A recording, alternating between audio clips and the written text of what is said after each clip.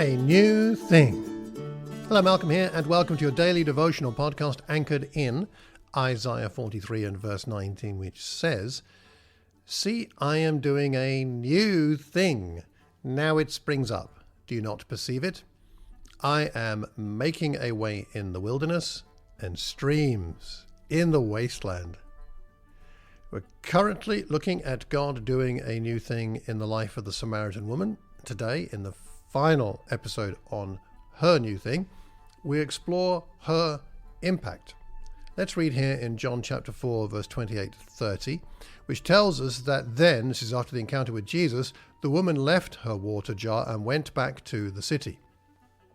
She said to the people, "Come and see a man who told me everything I have ever done. He cannot be the Messiah, can he?" They left the city and were on their way to him. And then there's an interval where Jesus has an exchange with his disciples, but then we'll pick it up again in verse 39. Many Samaritans from that city believed in him because of the woman's testimony. "He told me everything I have ever done." So when the Samaritans came to him, they asked him to stay with them, and he stayed there 2 days. And many more believed because of his word. They said to the woman, "It is no longer because of what you said that we believe, for we have heard for ourselves, and we know that this is truly the Saviour of the world." Look at her impact here. What an amazing thing. The newness in her life, the new thing that God is doing in her life has changed the lives of so many other people.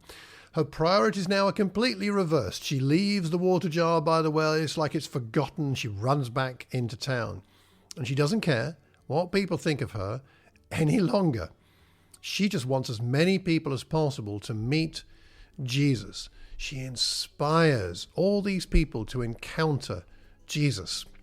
I mean, think about what it might be like for her if she'd stepped back for a moment to consider what was going on, because she goes back into that city where people know her and they know her past. These are the people who might well be those who shame her. She references the fact specifically that Jesus knows what she has done and has talked to her about it. And these are the very events, presumably around her husbands and the man she's now with, the very events which must have caused her embarrassment and probably are the reason she's out there at the well alone in the middle of the day. But now she has lost all her inhibitions.